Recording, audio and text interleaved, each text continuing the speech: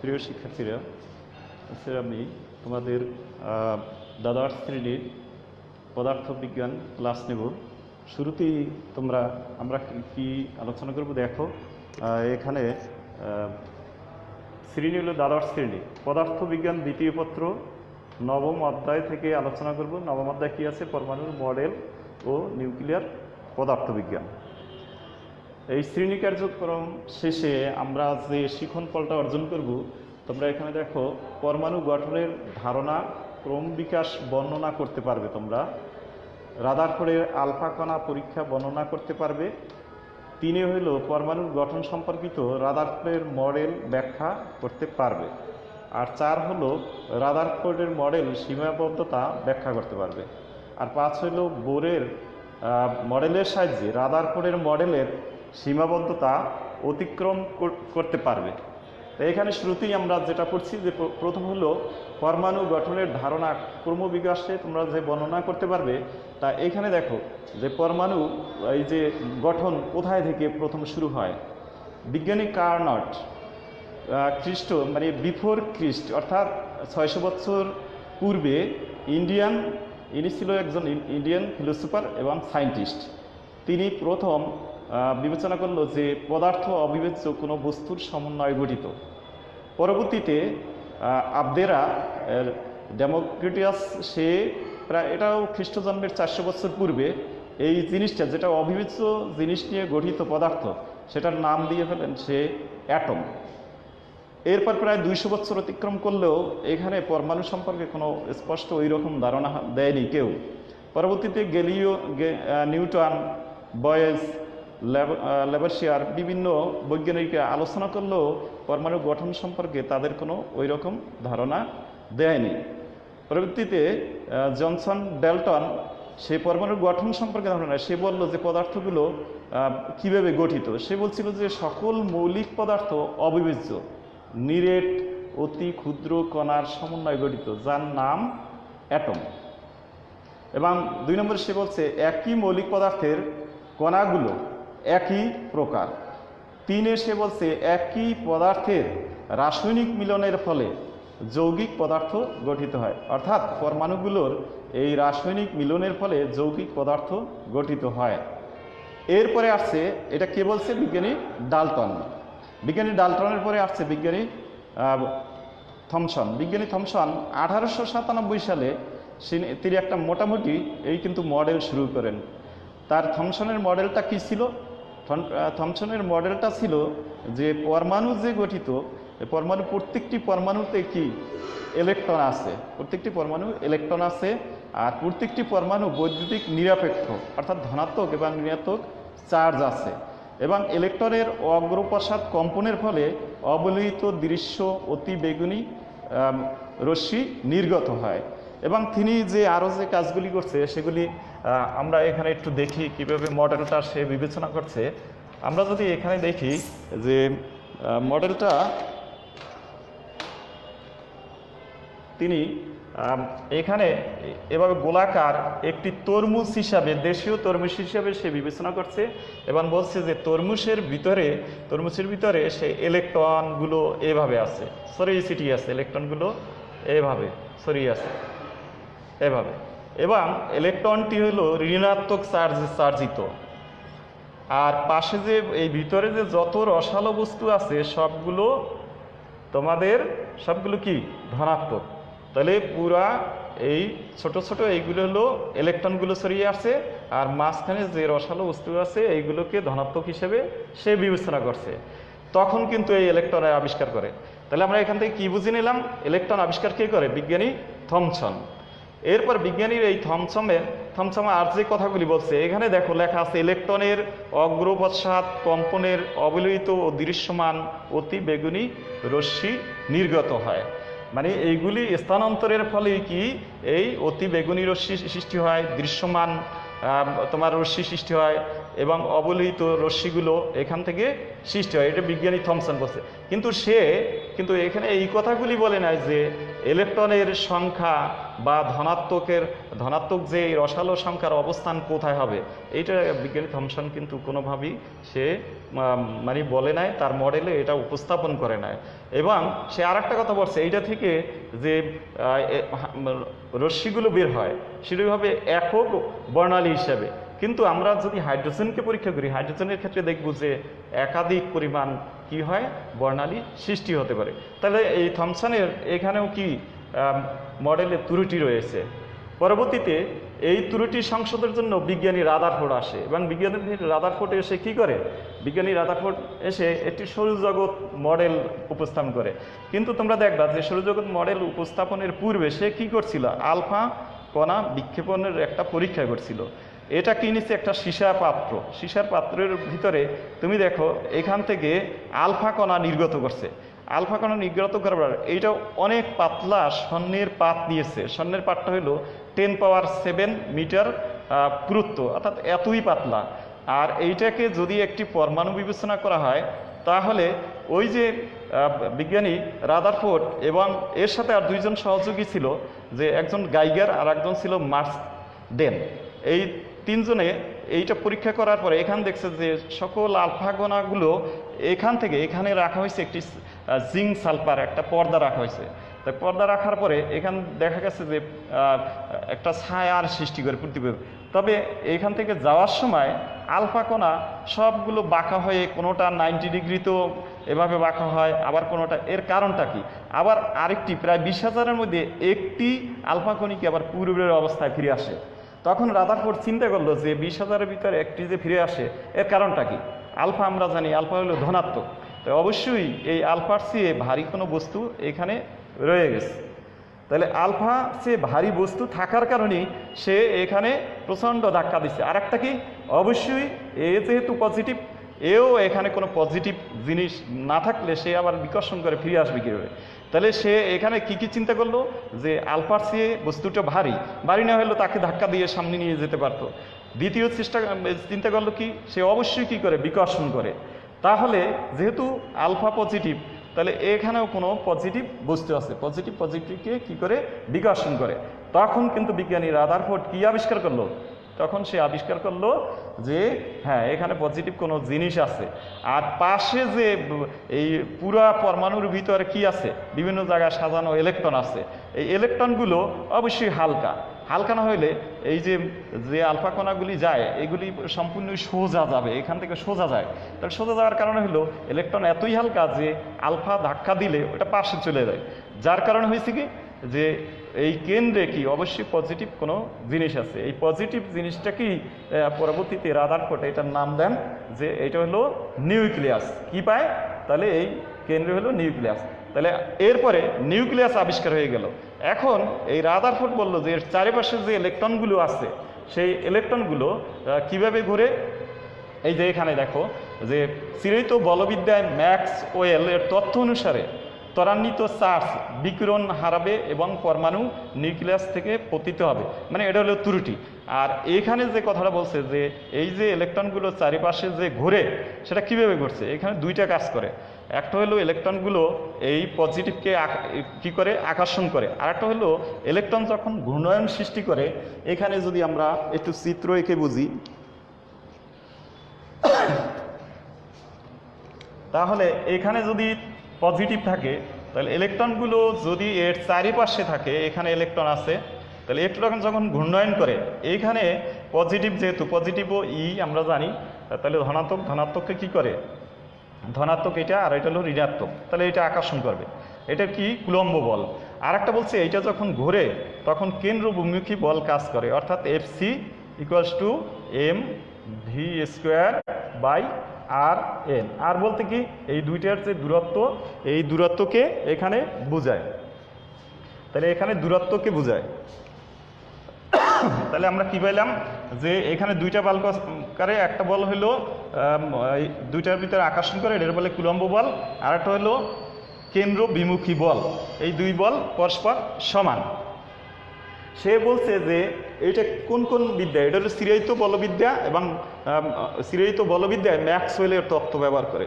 পরবর্তীতে বোর দেখলেন যে আলফার যে পরীক্ষা করলো সেখানে যে কথাবার্তা বিজ্ঞানী রাদারফোর্ড বললো যে চিরায়ত বলবিদ্যায় যে ম্যাক্সওয়েলের তথ্য অনুসারে ত্বরান্বিত চার্জ বিকিরণ শক্তি হারাবে এবং তাহলে তখন আমরা এখানে দেখব যে পরমাণু এখানে যদি পজিটিভ থাকে, তাই এখানে যদি ইলেকট্রনগুলি থাকে, ইলেকট্রন ঘুরতে ঘুরতে কোথায় পতিত হবে? সে এখানে পতিত হবে। পতিত হলে ইলেকট্রনের কোনো অস্তিত্বই থাকবে না। তাহলে রাদারফোর্ডের এই কথাটা ঠিক নয়, কারণ এখান থেকে শক্তি, যদি ইলেকট্রন শক্তি হারাতে থাকে তাহলে তার কি হবে? বেগ ত্বরান্বিত হবে। কোন দিকে ত্বরান্বিত হবে? অর্থাৎ সেই নিউক্লিয়াসের দিকে। পরবর্তীতে দেখা যাবে যে এটা পুরা এখানে নিউক্লিয়াসের সাথে মিশে যাবে। তাহলে তখন কি পরমাণুর কোনো অস্তিত্ব থাকবে না, অর্থাৎ ধ্বংস হয়ে যাবে। তাহলে এটা আসলে বাস্তবে আমরা কখনোই দেখি না যে পরমাণু আসলে কি হয়, ধ্বংস হয় না। তাহলে এটা তার রাদারফোর্ডের ভুল ছিল। তখন এই ভুলটাকে অতিক্রম করার জন্য এখানে দেখো আমরা যে জিনিসটা বললাম যে রাদারফোর্ডের এই আলফা কণা পরীক্ষা, এইটা আমরা এখান থেকে জেনে নিলাম। তার সীমাবদ্ধতা আমরা এখানে জেনে নিলাম যে সে যে কথা বলছে কি চিরায়ত বলবিদ্যায় ম্যাক্সওয়েলের তথ্য অনুসারে কি বলছে, বিকিরণের শক্তি হারাবে এবং সে কোথায় নিউক্লিয়াসে পতিত হবে, ফলে পরমাণু কোনো স্থায়ী হবে না। এই কথাটি তার কোথাও বাস্তবের সাথে মিল পাওয়া যায় না। এটা সংশোধনের জন্য বিজ্ঞানী নিলস বোর এখানে পরবর্তীতে একটি প্রস্তাব করেন। প্রস্তাবটা কি ছিল? যে ক্লাসিক্যাল মেকানিক্স ও ইলেকট্রোম্যাগনেটিজমের প্রযোজ্য নয়, এই যে কথাটা প্রযোজ্য নয়, এটাকে পরিবর্তন করে তিনি ম্যাক্স প্ল্যাঙ্ক এবং আইনস্টাইনের এই কোয়ান্টাম তত্ত্ব এখানে সে ব্যবহার করে। এই কোয়ান্টাম তত্ত্ব ব্যবহার করে তিনি তিনটি স্বীকার্য উপস্থাপন করেন। প্রথম হলো স্টেশনারি অরবিট।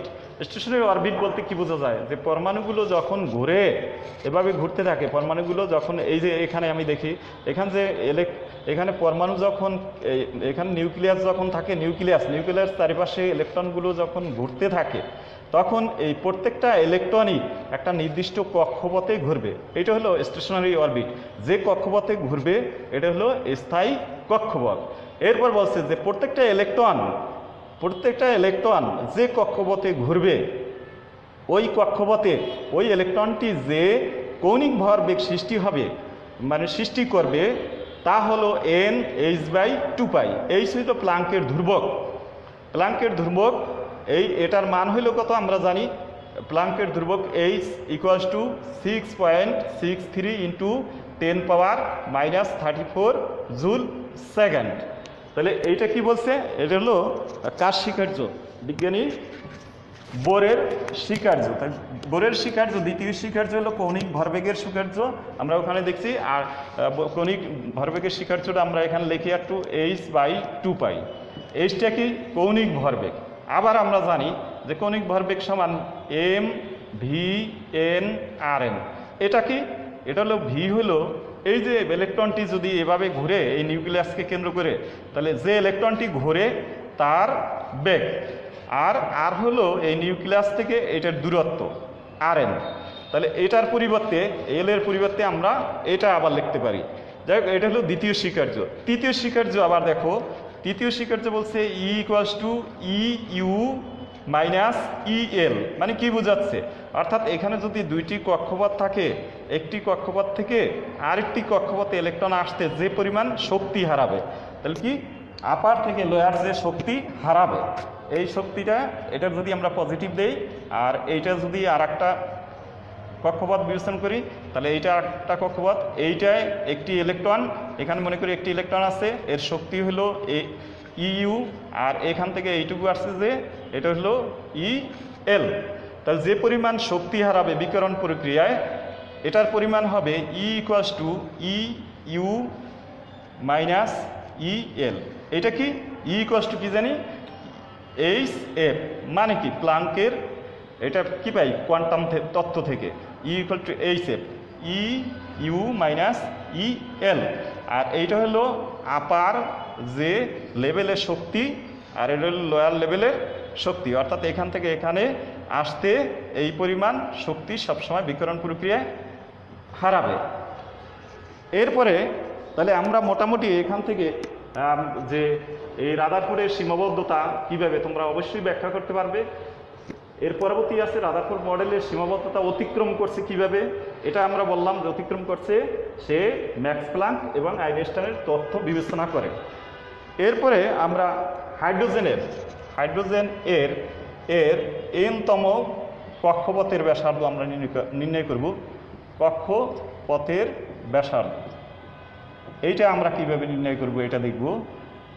তাহলে আমরা ওখানে বোরের স্বীকার্য যেটা হলো তোমার কৌণিক ভরবেগের স্বীকার্য NH/2π, আর আবার এল সমান কি জানি mv/n/rn সমান NH/2π। এটা আমরা এখান থেকে লিখতে পারি। এখান থেকে আমরা যদি vn বের করি তাহলে vn = h, আর নিচে লিখব 2π, আর কি লিখতে পারি m/rn। এখানে NH/2π আর এখানে হলো m/rn। তাহলে এটা আমরা এখানে এটা লিখতে পারি যে v = এটা। এখন বোর যে মডেল দিয়েছে, বোরের মডেলের আমাদের কথাটা মনে আছে, সেখানে কি বলছিল? সেখানে বলছে যে নিউক্লিয়াস এবং আমরা হাইড্রোজেন নিব এই কারণে, কারণ হাইড্রোজেনে একটি ইলেকট্রন আরেকটি কি আছে, প্রোটন আছে। এই একটি ইলেকট্রন একটি প্রোটন আর এখানে যদি আরেকটি প্রোটন থাকে তাহলে তার ভিতর যে কুলম্ব বল Fc = আমরা জানি 1/4πε0, আর এখানে লিখতে পারি Q1 Q2। এর পরিবর্তে আমরা লিখব E × E, আর এ থেকে যদি কক্ষপথের দূরত্ব rn দেই তাহলে আমরা লিখব rn²। এটা আমরা লিখতে পারি। আবার এটার জন্য যে কৌণিক ভরবেগ সৃষ্টি হবে সেজন্য আমরা লিখতে পারি, মানে এটার জন্য যে কেন্দ্রবিমুখী বল সৃষ্টি হবে সেটা আমরা লিখতে পারি F =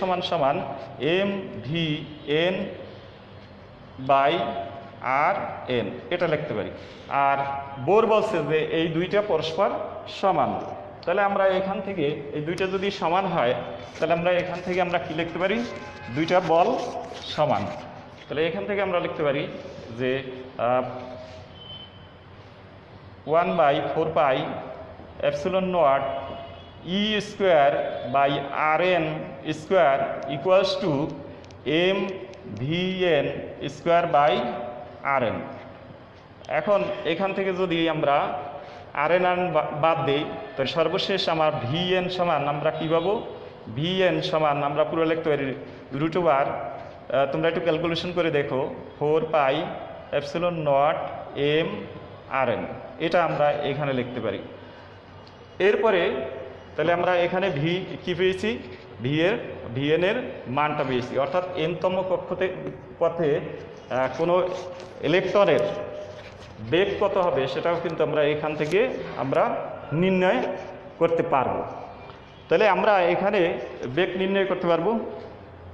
এবারে আমরা যদি দেখি যে এখানে কি পাইলাম vn, তো vn যদি এখানে পাই তো আমরা কি লিখতে পারি, যদি আমরা ব্যাসার্ধ নির্ণয় করি তাহলে ব্যাসার্ধ আমরা সর্বশেষ লাইনটা শুধু আমি লিখব যে সর্বশেষ ব্যাসার্ধটা আমরা পাবো ε0 n²h²πm²।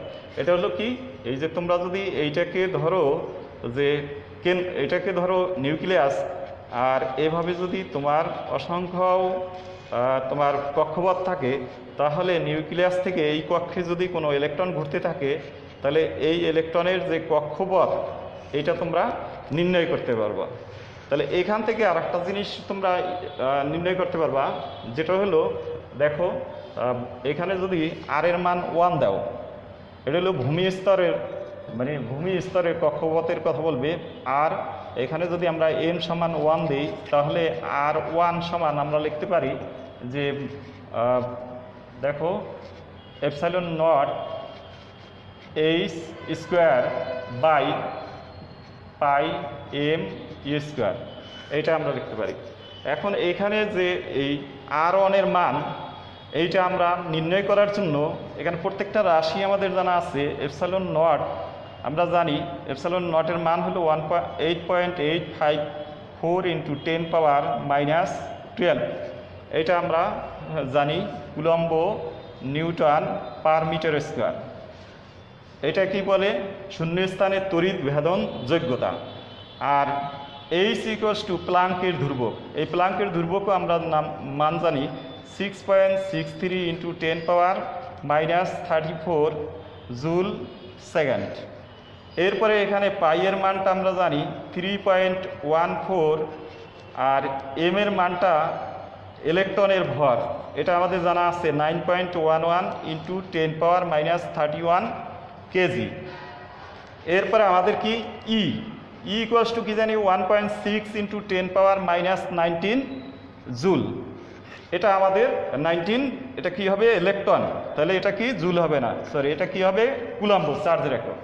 এই মানগুলি আমরা এখানে যদি বসাই, তাহলে তোমরা যারা এখন এই সামনে আছো তারা মানটা বের করো, কত হয় দেখো। এখানে দেখো R1 সমান সমান আমরা যদি মানটা বসাই তাহলে কী পাবো? 8.854 ইন্টু 10 পাওয়ার মাইনাস 12। এরপরে আমরা কি লিখব? Into 6.63 into 10 power minus 34 joule square. আর নিচে আমরা লিখব 3.14 into 9.11 into 10 power minus 31 into 1.6 into 10 power minus 19 তার উপর স্কোয়ার। যদি আমরা এই ক্যালকুলেশনটা করি তা তোমরা আশা করি ক্যালকুলেটর এটা নিজেরা হয়তো করতে পারবে। দেখো এখানে আমরা জানি মানটা হবে 53 ইন্টু 10 পাওয়ার কত হবে? মাইনাস 10 এত মিটার। আমরা জানি 10 power minus 10 equals to 1 angstrom. তাহলে আমরা লিখতে পারি 1.53 অ্যাংস্ট্রম। তাহলে আমরা R1 এর মান এটা পাইলাম, অর্থাৎ কি পাইলাম? যে হাইড্রোজেনের প্রথম কক্ষপথের ব্যাসার্ধ হলো 0.53। এটাকে অনেক ক্ষেত্রে R1 এর পরিবর্তে A0 দ্বারা প্রকাশ করা হয়। ভূমি স্তরের যেহেতু ব্যাসার্ধ, এটা তোমাদের মনে রাখতে হবে। এখন এখান থেকে দেখো আর একটা জিনিস আমরা লিখতে পারি যে Rn সমান এই R1 সমান যেহেতু এইটা পেয়েছি, আর Rn সমান পেয়েছি আমরা কি পেয়েছি? R1 সমান epsilon naught n square h square by pi m e square. এই এনটাকে যদি আমি সামনে নিয়ে আসি আর এটাকে যদি ব্র্যাকেট দিয়ে লিখি epsilon naught h square by pi m e square, এটা যদি লিখি তাহলে আমরা দেখব যে n স্কোয়ার এইটা হলো কি R1। তাহলে আমরা এখানে বলতে পারি যে R1 is proportional two Rn is proportional two n square. অর্থাৎ আমরা বলবো কক্ষপথের সংখ্যার বর্গের সমানুপাতিক হলো Rn। এখন তোমাদের যদি বলে যে 100তম হাইড্রোজেনের 100তম কক্ষপথের ব্যাসার্ধ বের করো, তাহলে তোমরা কীভাবে বের করবা? এইখানে দেখো আমরা এটা লিখতে পারি Rn ইকুয়ালস টু কী লিখছি? n square R1। তখন তোমাদের পুরোটা করতে হবে না, তোমরা কি R1 এর মানটা অবশ্যই জানো, সমান কত? 0.53 ইন্টু 10 পাওয়ার মাইনাস 10 মিটার। তাহলে এটা যখন জানো তাহলে এইখানে n এর মান যদি 100 হয় 100তম কক্ষপথে, এখানে যাই হোক 100 হলে কী হবে? শুধু এটাকে R100 লিখতে হবে। তোমাদের মনে রাখতে হবে এখানে 100 লিখতে হবে, আর এখানে 100-র উপর স্কোয়ার দেওয়ার পরে এই R1 এর মানটা শুধু বসাই দিলেই তোমাদের অঙ্কটা হয়ে যাবে। এখন যদি অ্যাংস্ট্রমে থাকে তাহলে তোমার এই 10 পাওয়ার এইটা হবে না, আর যদি না থাকে মিটারে থাকে তাহলে মিটার হবে। তাহলে এভাবে আমরা এই হাইড্রোজেনের কক্ষপথের ব্যাসার্ধ নির্ণয় করতে পারবো। এইগুলি কে দিয়েছেন? এইগুলি বিজ্ঞানী বোর তত্ত্ব দিয়েছেন। এরপরে দেখো শক্তি যদি আমরা নির্ণয় করি যে nতম কক্ষপথে তার শক্তি কত হবে, অর্থাৎ এখানে নিউক্লিয়াস আছে, নিউক্লিয়াস পজিটিভ, এর চারিপাশে কি আছে? এর চারিপাশে ইলেকট্রন ঘুরতেছে এভাবে। এখানে অসংখ্য কক্ষপথ তুমি বিবেচনা করতে পারো। তাহলে এই যে ইলেকট্রনটি ঘুরতেছে তার তো একটা নির্দিষ্ট শক্তি নিয়ে ঘুরতেছে, এই শক্তির পরিমাণ কত হবে সেটা যদি আমরা এখানে নির্ণয় করি, এটাকে আমরা কি ধরছি, Rn। তাই Rn যদি ধরি তাহলে শক্তি নির্ণয়ের জন্য আমরা গতির শক্তি জানি EK equals to half m v square, এটা আমরা জানি হাফ এম ভি স্কোয়ার। এখানে যেহেতু এনতম কক্ষ আমরা জানি half m v n square. আর যদি আমরা পটেনশিয়াল এনার্জি দিই ইপি ইকুয়ালস টু বিবেচনা করি, তা পটেনশিয়াল এনার্জির ক্ষেত্রে তোমরা অবশ্যই মনে রাখবা যে ইলেকট্রনের চার্জ -e এবং বিভব দিয়ে গুণ করতে হবে।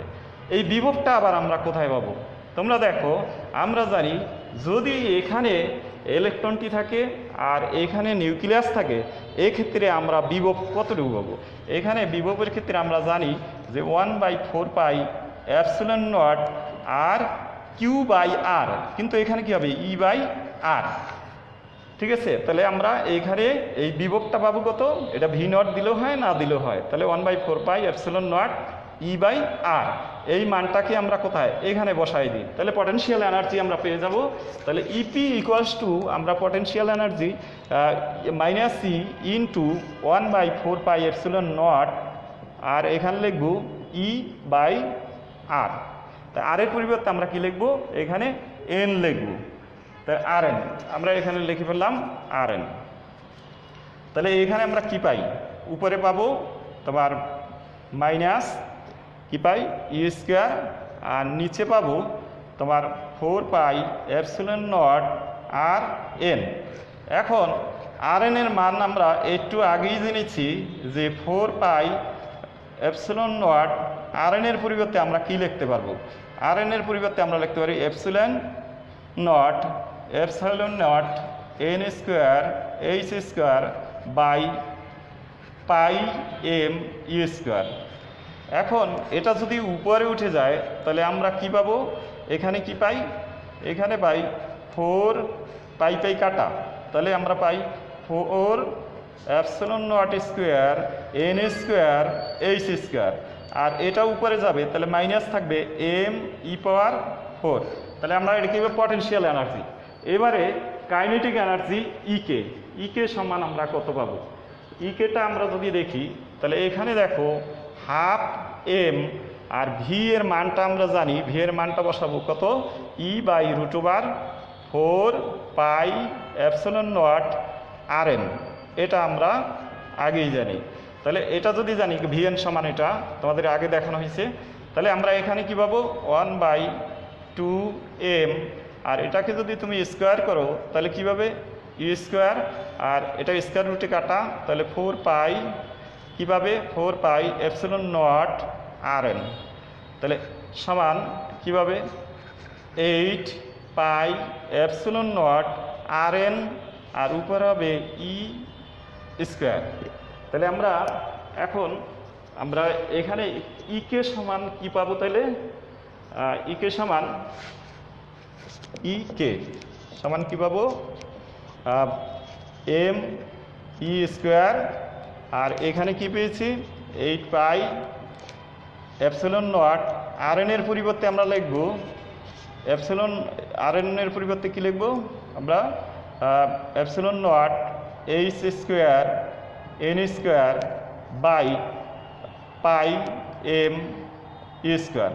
এখন এটা যদি পাই পেই কাটা যায় তাহলে উপরে থাকে, উপরে এটা চলে আসবে, তাহলে হয় কি এখানে এম ই স্কোয়ার, আর এখানে যদি আমরা দেই তাহলে এখানে পাবো এম ই, একটা এম এখানে এম ই,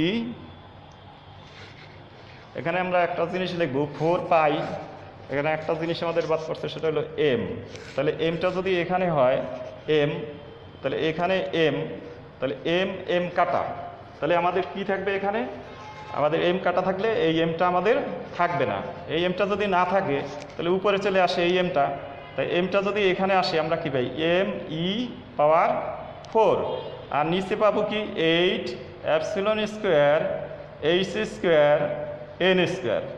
আর তাহলে টোটাল কি পাইলাম ওখানে শক্তি EP equals to E total লিখবো আমরা ই সমান ইপি প্লাস ইকে ইকে, আর ইপি সমান কি পেয়েছিলাম minus m e power 4 epsilon naught square h square n square. আর এখানে কি এই ইকে কি পেয়েছি এম ই স্কোয়ার, এরপরে আমরা যদি এখানে করি 8 epsilon naught square h square n square. তাহলে এখানে আমরা কি পাই নিচে 4 আর এখানে কত 8। তাহলে আমরা এখানে একটা কমন নিতে পারি, সবগুলো রাশি কমন যায়, শুধু সংখ্যাটা কমন নিব না। তাহলে এখানে যদি আমরা এটা করি 1/4 প্লাস 1/8, এটা আগে লিখলাম, বাইরে কি থাকে এম ই পাওয়ার কত 4, আর নিচে হইলো কি পাবো নিচে হইলো epsilon naught square h square n square. এখন এখানে যদি আমরা লসাগু করি তাহলে কি পাবো 8, তো 8 হলে -2 প্লাস 1, আর এখানে হলো M e power 4 epsilon naught square h square n square. এখানে যদি আমরা বিয়োগ করি তাহলে মাইনাস থাকে, তাহলে মাইনাস কী পাবো minus m e power 4 8 epsilon naught square h square n square. তাহলে এইটা আমরা কি পাইলাম এনতম টোটাল ই, এটাকে যদি এন ব্যবহার করি তাহলে ইএন, অর্থাৎ টোটাল এনতম কক্ষপথে একটি ইলেকট্রনের শক্তি পেলাম। এটা আমরা আগে ব্যাসার্ধ পেয়েছি, এবার কি পেয়েছি শক্তি। তাহলে ইএন সমান আমরা কত পেয়েছি ইএন ইকুয়ালস টু লিখতে পারি যে মাইনাস এম ই পাওয়ার 4 আর নিচে হইল 8 epsilon naught square h square n square.